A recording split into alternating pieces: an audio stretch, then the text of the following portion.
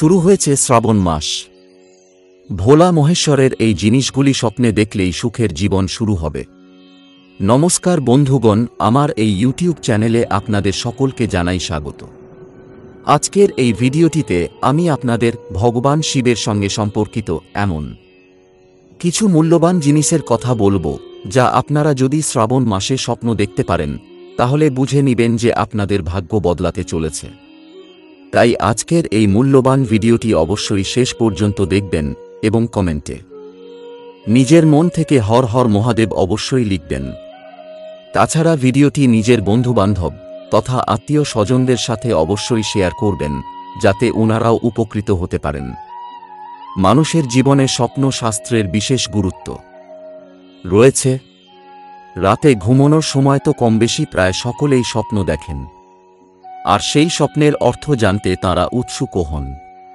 আসলে কখনো কখনো স্বপ্ন শুভ হয়, আবার কখনো কখনো স্বপ্ন অশুভ লক্ষণের ইঙ্গিত দেয়। এমন পরিস্থিতিতে কেউ যদি শ্রাবণ মাসে স্বপ্নে ভগবান শিবের সঙ্গে সম্পর্কিত কিছু জিনিস দেখেন, তাহলে আজ তার অর্থ জেনে নিই। শ্রাবণ মাসে ত্রিশূল, ডমরু, সাপ ইত্যাদি স্বপ্নে দেখলে এর মধ্যে কিছু ইঙ্গিত লুকিয়ে থাকতে পারে। অযোধ্যার জ্যোতিষী পণ্ডিত কল্কি রাম বলেছেন যে স্বপ্নশাস্ত্র অনুযায়ী রাতে ঘুমানোর সময় হামেশাই মানুষ স্বপ্ন দেখেন।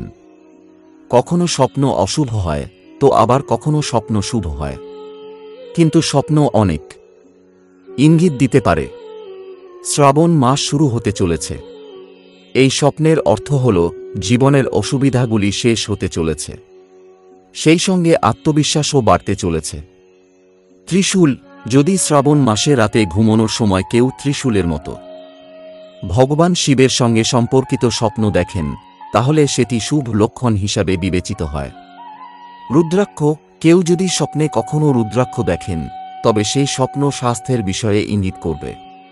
অসুস্থ অবস্থায় এমন স্বপ্ন দেখলে বুঝতে হবে যে অসুস্থতার অবসান ঘটতে পারে।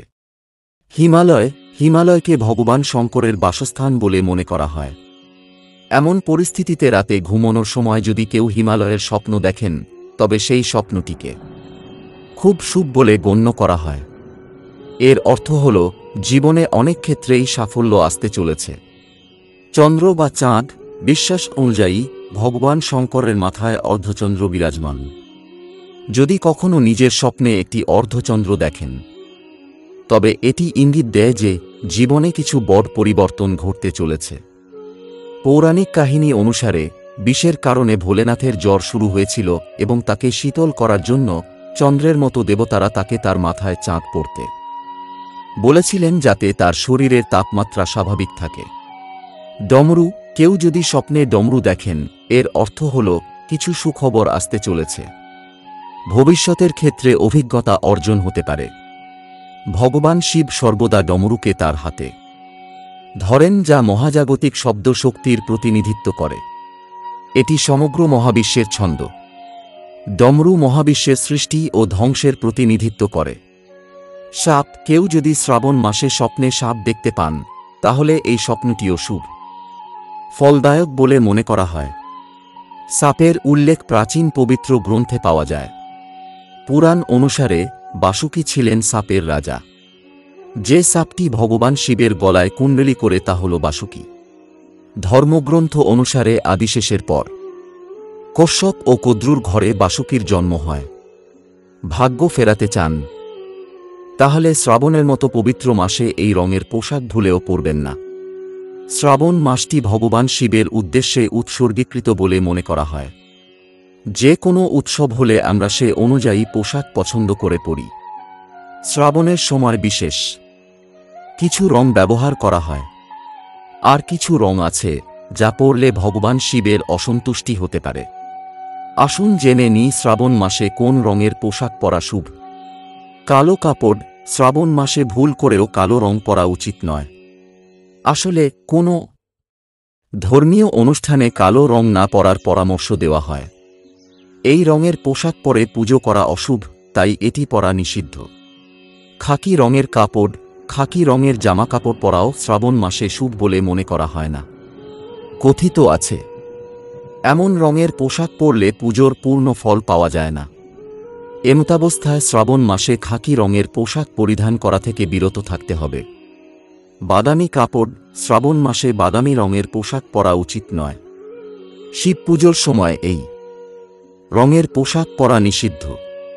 এই রং অশুভের প্রতীক বলে মনে করা হয়। সবুজ জামাকাপড়, শ্রাবণ মাসে সবুজ রঙের পোশাক পরা খুবই শুভ বলে মনে করা হয়। এমন অবস্থায় শ্রাবণ সবুজ রং পরলে ভগবান শিব প্রসন্ন হন। এই মাসে লাল রঙের কাপড়ও ব্যবহার করতে পারেন। কেরিয়ারে বিরাট উন্নতি। 2025 সাল পর্যন্ত সুখের সময় 3 রাশির। জ্যোতিষ মতে বর্তমানে বৃষ রাশিতে রয়েছে বৃহস্পতি। 2025 সাল পর্যন্ত এই রাশিতেই থাকবে বৃহস্পতি, যার ফলে লাভবান হবেন 3 রাশির জাতকরা। জেনে নিন বৃষ রাশি। কপাল খুলবে বৃষ রাশির জাতকদের। কেরিয়ারে বর্স্ট উন্নতি হবে, আয় বাড়বে, বিরাট লাভ করবেন ব্যবসায়ীরা। প্রেম জীবন ভালো কাটবে। সিংহ রাশি। ভাগ্যোদয় হবে সিংহ রাশির জাতকদের। চাকরিতে সাফল্য পাবেন। অর্থলাভের যোগ রয়েছে। ব্যবসায় উন্নতি হবে। পরিবারে সুখশান্তি থাকবে। কর্কট রাশি।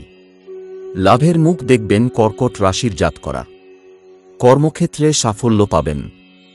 সব কাজে সফল হবেন। ধনলাভের যোগ রয়েছে। পড়ুয়াদের জন্য ভালো সময়। অন্যদিকে জ্যোতিষ মতে আগামী 3 জুলাই রাশি বদলাবে শুক্র।